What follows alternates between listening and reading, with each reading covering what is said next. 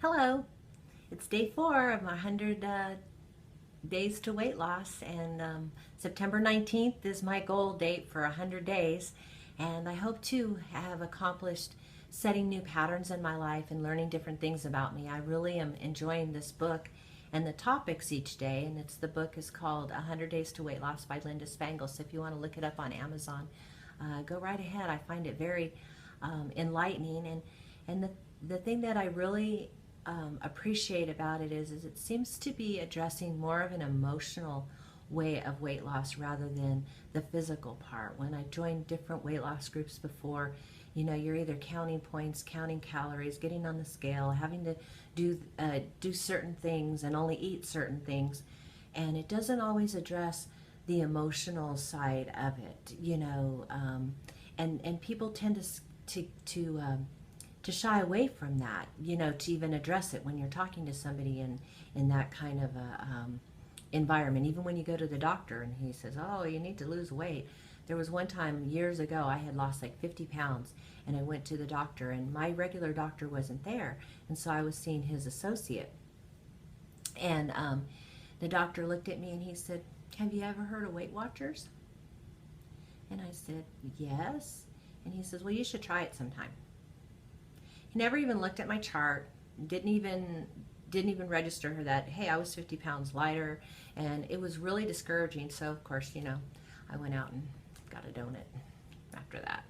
So I let so much emotion control me that I just feel that on this journey that I'm on now, the the the diary of a serial dieter, um, is what I really want to achieve over the next 100 days, is learning why and how I can accept the things I can't change and move on with the things I can and be happy with myself all in between that. So today's topic is called Boundaries, Not Diets. And I love that because it goes on to tell you that when we're on a focused path, our path is narrow then. But when things come up, there might be a birthday party or there might be an event that's happening.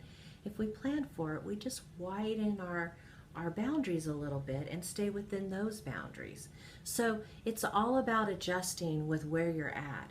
And sometimes you might be on a wide path for a week and then you bring it back in. But don't ever give up. And that's what I tend to do, especially, knowing what my triggers are. It's better to stay away from them.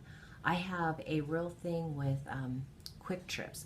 Quick Trips are, for those of you that aren't in this area, they're a really neat convenience store that like no other. The thing I can kind of relate to it more, maybe the AM/PMs in California, or the what Come and Goes, or those types of convenience stores. But the thing about Quick Trips is that they always have enough personnel, they're always clean, and they have fresh food daily. And the thing that they have the best in there is donuts. I love their donuts. So for me right now, I'm staying away from Quick Trip because those are my triggers. I and if I get onto a sugar binge, it's hard for me to get off of it. And when I do, it's a lot of headaches and I'm feeling sick.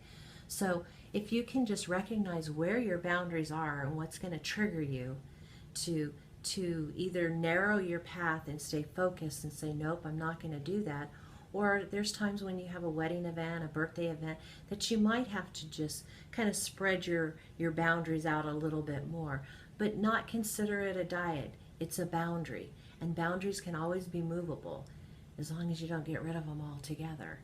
And think enough of yourself that you deserve to stay on that path, whether you have to have it a wide path or a narrow path.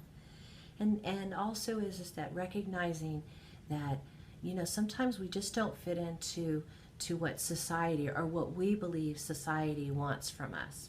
For example, housewifing stuff.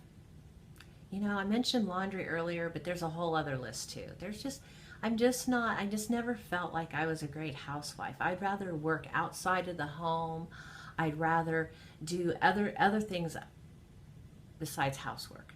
And I have friends that I've always looked up to and I've always admired because they they know how to grocery shop, they know how to put laundry away, they know how to fold laundry. My husband teases me all the time every time he walks by or sees um, a ironing board. He always asks me, "Oh, do you know what that is?" And one time I told him, "I think it's a sled." And he thought I was serious, but I know what a ironing board is. I just choose not to use it. So with that, you just have to accept who you are and own it and be authentic about it because, I get so tired of, I mentioned it earlier when people, they try to be who they're not, just be who you are because you know what? There's nobody better than you because we all gel into one area and we just accept each other. It doesn't mean that we have to be best friends or you have to like everybody, but I think you have to like yourself. And to get along and because I'm not very good at housewifing, I don't think I am, but you know what? I'm a really good wife and I'm a really good mother. So the other stuff doesn't matter.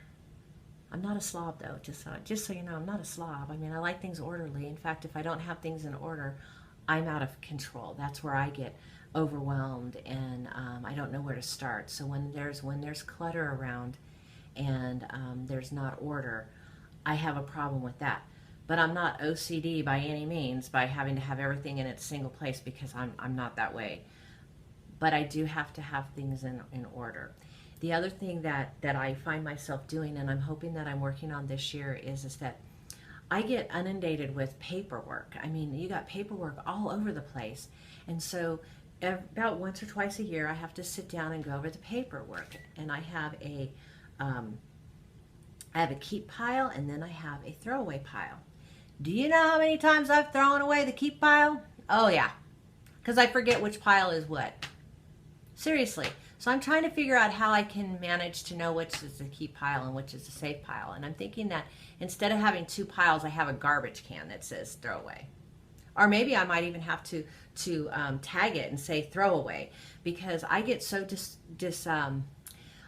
what do you call it? Distracted. I get distracted of what I'm doing, and then so I might have the garbage can in my bag and then forget. Anyway, I won't bore you with all the terrible details.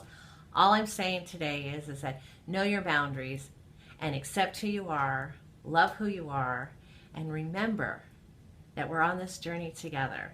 And I love it that my friend Diane, she posted last night that she was tired, she didn't want to do anything, and then she saw this video blog and she said, I had to do it anyway. And she got up and she got her steps in and she felt good about herself. And hats off to you, Diane. I really appreciate the feedback. I appreciate everybody's feedback. Thank you so much for tuning in, and I'll see you tomorrow on day 5. Thanks.